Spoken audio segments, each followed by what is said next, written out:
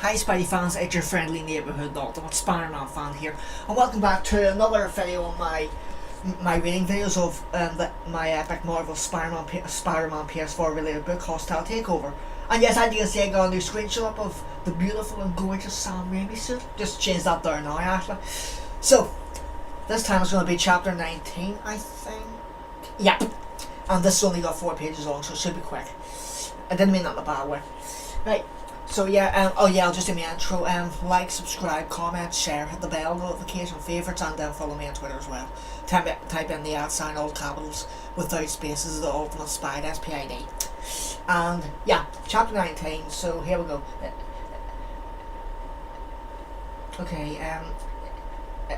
It didn't seem real. It didn't seem real, didn't seem possible while the actual restaurants smouldered behind him and first responses comboed the scene and put out fire. Spider-Man perched in the shadows and watched the massive Times Square television streaming news coverage of the event. Though it was usually silent. They turned on the sound. The restaurant he'd been in destroyed. People were dead. As he finished combing the Antiques warehouse, sorry for saying that wrong, Spidey fans, Spider-Man's phone rang with a call from MJ. I'm fine, she said when he picked up the call. Why wouldn't you be? Oh my God, you haven't heard? The chatter on the police band had been too much to let him focus on the task at hand, so he'd muted it. Now he turned it back on, and immediately a picture began to form of explosive casualties, the Shocker and Spider-Man. And it all happened at the sandwich place where he'd been just a while ago. I need to check this out. I know, she said, just be careful, okay? Something weird is going on. He called himself the Shocker, a woman said as she stared into the interviewer's camera. He'd set a bomb in the place, and then Spider-Man came rushing in and they started fighting. Spider-Man said he didn't care who got hurt. He even used one guy as a weapon, tossed him at Shocker. But the Shocker wouldn't set an explosion. An explosive. His weapons was his weapon was vibrations like a concussive blast, strictly a second-rate villain and not a bomber. That wasn't the most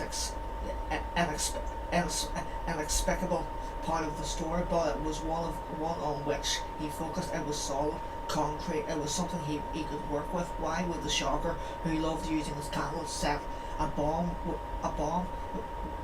What would it get him? Sorry, what would get him? Then on the giant TV screen, the woman's face was replaced by J. Jonah Jameson. Oh, that's just great. Spider-Man is a menace, Jameson said, and it boomed across the square. I've been telling the people of this city for years how dangerous he is. Even those who didn't want to accept it will believe me now. Tomorrow on my new broadcast, I'm going to break down how this latest affront isn't anything new for the web shooting maniac, he said, but a continuation of the dangerous criminal practices he's been using all along. It's time for people to wake up and acknowledge him as a threat to public safety. His face disappeared, and the screen showed wobbly cell phone footage of the fight between Shocker and Spider-Man. It was definitely Shocker. He recognised that puffy suit anywhere, and in a completely surreal way.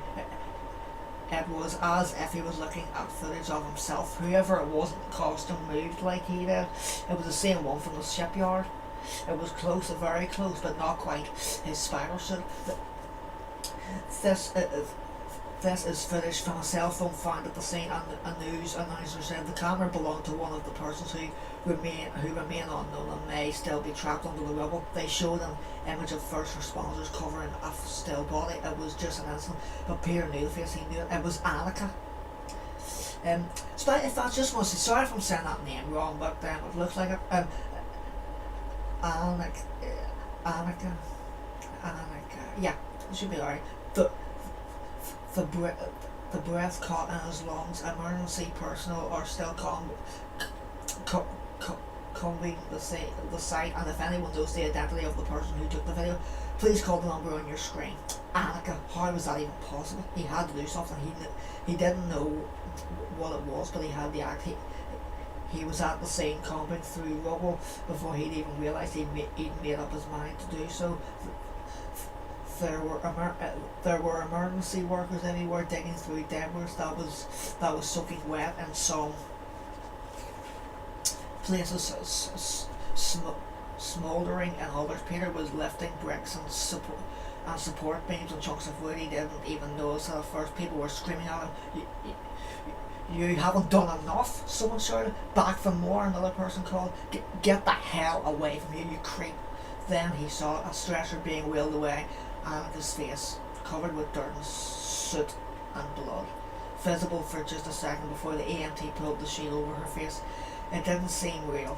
It couldn't be real. Then there was a grip on his wrist. Let's go, a cop said. You're going to have to answer some questions. He felt himself shifting back to reality, light reflecting off of handcuffs. A few other police officers moving closer, some reaching down to unbuckle their firearm. He had to go. People were dead. Annika was dead. Someone had done this. Someone who looked like him. He would have to deal with it, but he couldn't if he allowed himself to be arrested. Sorry, but you've got the wrong guy, he said. With his free hand, he shot a web out to a nearby building, pulled free of the officer's grasp, and launched himself upward. Yuri Watanabe was silent. The site of the explosion was a few blocks away, but clearly visible from the rooftop on which they stood. How could anyone do something like that? Spider-Man asked, staring out into the space between the buildings. It's so senseless, so random. People are dead, Yuri, and someone wants me to take the blame. Not someone, she said, her voice angry. Fisk, this is all him. You forgot the fake Spider-Man at this construction site. We know now that it was his. The records weren't as well hidden as he thought. She made a noise that sounded like a growl. That can't be a coincidence. Fisk said it all. He must have been watching me, Spider-Man speculated, but his voice sounded distant even to his own ears. It was like he knew I wouldn't be able to resist checking out such an offbeat crime. Then, when I showed up at the snake shop, that set everything in motion. But why?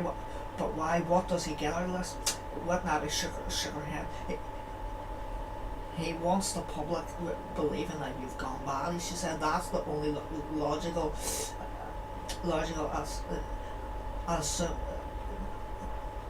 assumption. It doesn't matter why. He's got a million reasons. Motive is for the cops on television. Sorry for repeating that. Spidey-Fan. Real cops deal with evidence, and that means we need to stop Fisk before he pulls another stunt like this. Spider-Man tried to focus. The fake hostages. The shocker, the bomb, Annika, MJ.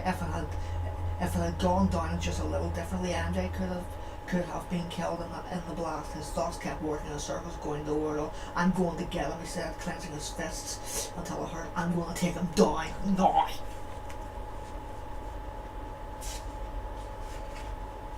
No, Watanabe snapped. Listen to me. What if he wants you to come after him?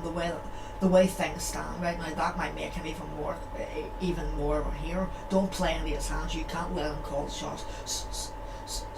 So what? So we do nothing? He asked. What about justice for the people who died tonight? We'll have it.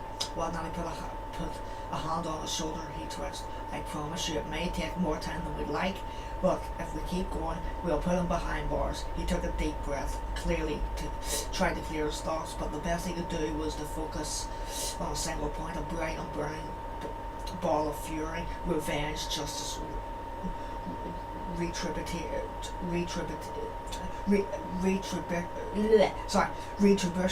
whatever it was called. He knew he couldn't rest until he dealt with Fisk. it would be the most important thing Spider-Man ever did. Maybe it was the last thing Spider-Man would ever do, but it would get done. Okay, so let's do this. Let's take him down. Wouldn't that be nodded? And then turn back towards the side of the explosion. The area around the blast crater was lit up like daylight, and a hint of smoke still rose above the rubble. There wasn't a crude smell in the air. Sorry to say that about Spidey-Fans. Like a burning pot left on the stove. They remained there in wordless testimony, their silence more powerful than any spoken vow. From his own rooftop, Benham watched the weak Spider-Man imposter, though his face was hidden behind the mask of Benham could imagine the fury, the rage, and maybe even some fear that his world was starting to crumble. The false Spider-Man had gotten away with pretending for so long that he'd probably come to believe he was the real thing. Confronted with the truth, facing the power of the true web slinger, he wouldn't know what to do. He would run here and there, go this way and that, and still he would be powerless and helpless and weak. He was pathetic, and Benham felt nothing but contempt for him. That woman next to him, even in the dark, Benham could see the badge clipped to her belt. A pretender needed a cop's help. It was so pathetic. It was sad. Still, a cop could spell trouble for Fisk. The fat man would want to know, but Benham wasn't about telling. Let Fisk solve his own problem. Benham didn't work for anyone, regardless of what they thought. He was his own master. Anyone who thought to control him would find out the hard way. As for the fake web spinner, Benham could take him down anytime he wanted. Right now, if he wanted, there was nothing to it, but it wouldn't be any fun that way. He wanted to watch the fish flop on the hook for a while. He'd stalk and hunt and torment, and when the time was right, Benham would make his kill.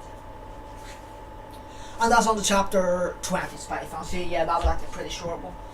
So yeah, I will, like, before I end this video, I will say that I'm actually, I'm enjoying this story, as I said to you at the end of my last reading video. At least I remember doing it. Yeah, I actually am really starting, like, at this point in the story, whenever I did it off camera, it's starting to really get really good. I remember reading it myself. I'm really looking forward to reading the rest of it with you, and I'm actually liking where this is going again. I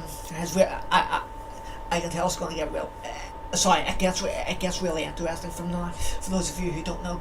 But yeah, anyway, that's going to be it. So yeah, stay tuned for all of my next Epic Spidey videos. Hope you enjoyed this video, and yeah, thanks for watching, and I will see all you Spy fans in all of my next Epic Spidey videos. It's your friendly neighbourhood Spider Cop, over and out. Thwip, thwip, thwip, thwip.